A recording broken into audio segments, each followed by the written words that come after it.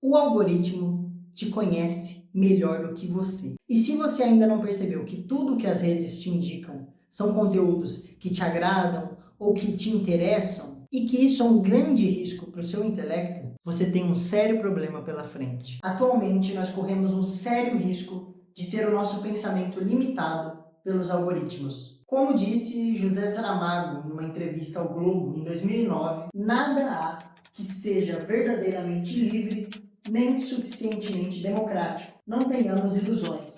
A internet não veio para salvar o mundo. Outra coisa importante que eu sei que se o José Saramago estivesse aqui hoje, ele te diria é que você precisa se inscrever nesse canal, você precisa deixar o like nesse vídeo e deixar seu comentário dizendo se você concorda, se você não concorda, se você gostou do vídeo, o que você está achando aí. Esse canal é um canal novo e a sua participação é muito bem-vinda e mais do que isso, vai me ajudar demais para fazer um canal em que eu possa transmitir as minhas ideias e transmitir um pensamento crítico e relevante para o nosso mundo contemporâneo. Eu resolvi gravar esse vídeo porque nós vivemos numa era em que todo mundo tem muito acesso a muita informação por meio da internet e principalmente pelas redes sociais. E muitas das vezes nós somos colocados diante dessas tecnologias, mas a gente não imagina a quantidade de problemas que isso pode gerar. No último vídeo eu falei aqui sobre alguns problemas que a internet pode gerar e algumas pessoas que já falam sobre isso, e hoje eu quero dar continuidade, mas falar de uma coisa mais específica,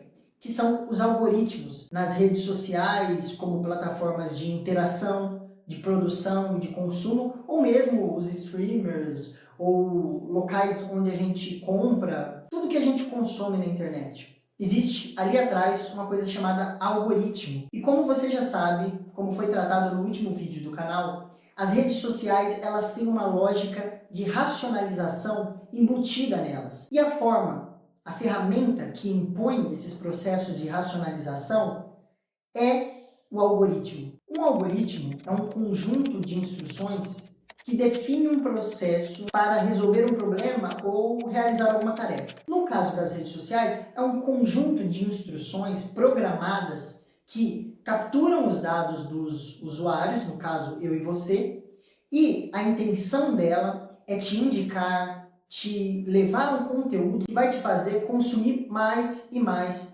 conteúdo naquela plataforma. Ou seja, toda plataforma que nós temos contato nas redes sociais, vou usar alguns exemplos, o Facebook, o Instagram, o YouTube, todas elas são programadas. Os programadores vão lá, escrevem códigos, e esses códigos são algoritmos. Esses códigos vão interagir com os dados do que a gente assiste e vão entender o que seria mais interessante, mais racional de enviar, indicar a nós, para que a gente continue assistindo e continue passando o nosso tempo naquela plataforma. Então, o que você precisa saber é que por trás de toda indicação, seja um vídeo, seja uma foto, seja um influenciador ou um curso que você vai comprar, um produto que você vai comprar, por trás de tudo isso existe um grande cálculo pensado e processado nos algoritmos daquele site ou daquela plataforma que vão te indicar sempre o que você está consumindo. E isso, num primeiro momento, pode parecer inofensivo,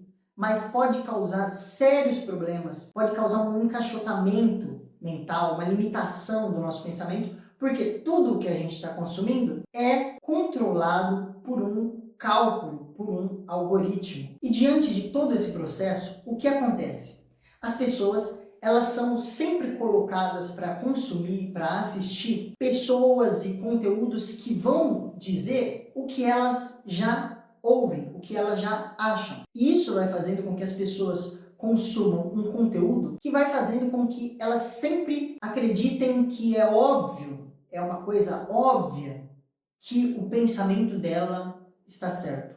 Porque todo mundo que ela escuta diz a mesma coisa. Tem até caso de pessoas que, por exemplo, consomem conteúdos diferentes por meio de react. E o react ele seria uma forma de consumir um conteúdo de alguém diferente, sendo filtrado por alguém que é igual. Então eu vejo um react de alguém que eu concordo politicamente, reagindo a alguém que eu discordo. Essa coisa que eu já estou assistindo, que eu discordo, ela já vem filtrada, ela já vem com argumentos que a pessoa que eu concordo está colocando ali em cima. Ou seja, o meu cérebro não tem a capacidade de ter que combater aquilo que eu discordo sozinho. Eu sempre estou consumindo o que eu concordo. E assim, eu não estou dizendo que isso é uma coisa exclusiva da sociedade de hoje. Pelo contrário, quando a gente olha para a história da humanidade, a maior parte das civilizações, dos grupos, das comunidades, elas viviam em grupos pequenos, em grupos menores do que a gente vive hoje, em grupos fechados. E nesses grupos, elas tinham a mesma fé, elas tinham as mesmas crenças, elas tinham os mesmos hábitos, e elas viviam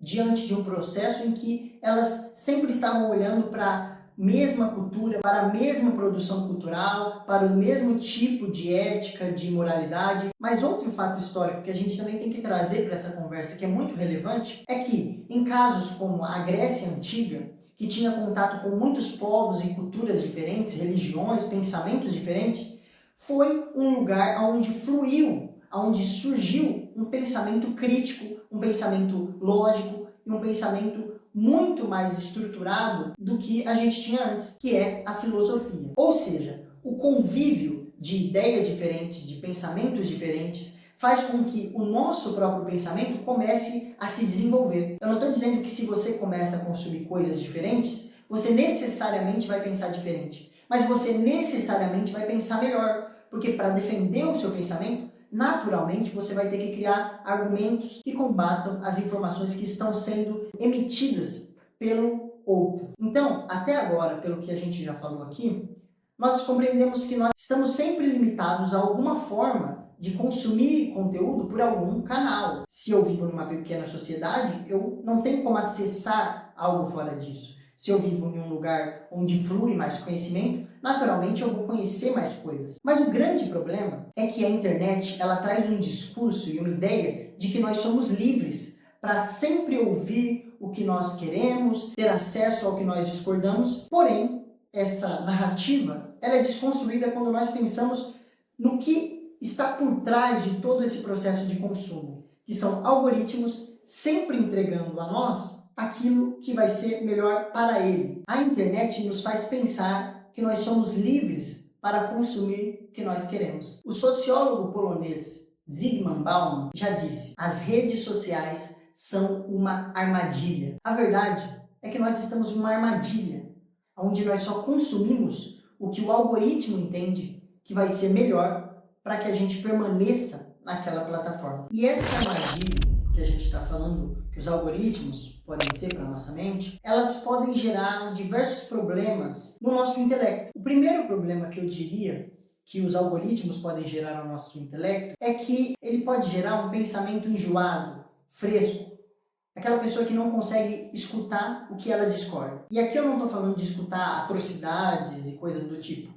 Eu estou falando de escutar o que discorda do seu pensamento de forma coerente. Porque as pessoas que estudam e que de fato leem e procuram buscar o conhecimento, elas sabem que mesmo que elas estejam certas e que elas busquem a verdade e, vamos dizer, estão no caminho correto, existem muitas pessoas que discordam e que têm um pensamento desenvolvido, que tem uma capacidade de pensar muito bem desenvolvida. E quando a gente fica limitado a escutar só o que a gente gosta, sempre, sempre, sempre, de vez em quando a gente ouve alguma coisa que vai na contramão do nosso argumento, a gente se incomoda.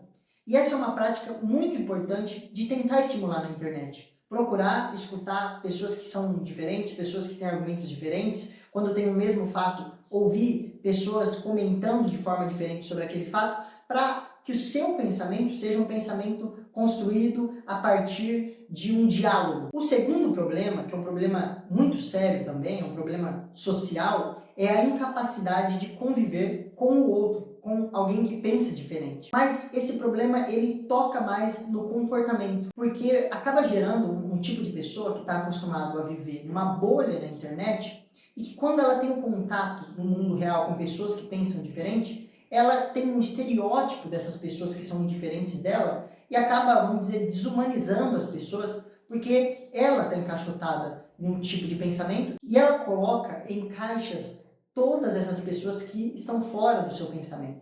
E isso acaba atrapalhando na convivência, acaba atrapalhando no convívio entre as pessoas. Em terceiro lugar, eu diria que essa bolha, ela te faz ter uma incapacidade autocrítica. Ou seja, a pessoa que ela sempre escuta as pessoas que pensam iguais a ela e tudo que pensa diferente está longe, ela não escuta, ela não quer saber quais são os argumentos, qual que é a lógica por trás daquilo. Ela só sabe que aquilo é diferente do que ela pensa, aquilo ela não consome, então aquilo ela não quer saber. Essa pessoa, ela vai ter um pensamento sempre muito rígido. O pensamento dela sempre vai ser o pensamento correto, porque ela nunca para pensar nas premissas, nos fundamentos, nos argumentos que faz com que ela pense daquela maneira. E não ter a capacidade de se autocriticar é um grande problema. A base da filosofia ocidental, por exemplo, que começa lá em Sócrates, é a capacidade de duvidar, de autocrítica, a capacidade de olhar para si e saber que você ainda tem muito mais a aprender. E eu diria, em quarto lugar, que esse combo de problemas gera um pensamento limitado,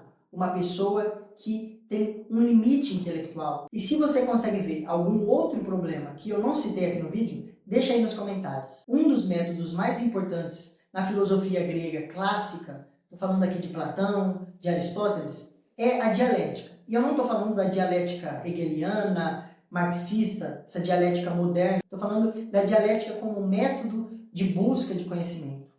A dialética é esse movimento de pegar uma tese, pegar uma crença, pegar uma informação e chocar ela com uma informação que contradiz ela e assim gerar um novo conhecimento. Esse método de busca do conhecimento, de ter um conhecimento e pegar outro conhecimento e colocar em confronto com o seu conhecimento e gerar um novo conhecimento, esse processo é muito importante para desenvolver o nosso pensamento, porque o desenvolvimento do pensamento ele não é linear. Eu não vou acumulando informações que concordam sempre entre si. A dúvida, a crítica, os paradoxos, tudo isso faz parte da construção de um conhecimento. E, infelizmente, os algoritmos estão nos privando desse diálogo. Estamos correndo o risco de ser prisioneiros das nossas ideias, dos nossos preconceitos e da nossa ignorância. Como disse Humberto Eco, o drama da internet é que ela promoveu o idiota da aldeia a portador da verdade. E por fim, se você não concordou com alguma coisa que eu disse nesse vídeo, que bom! De vez em quando é bom a gente escutar o que a gente discorda. Até a próxima!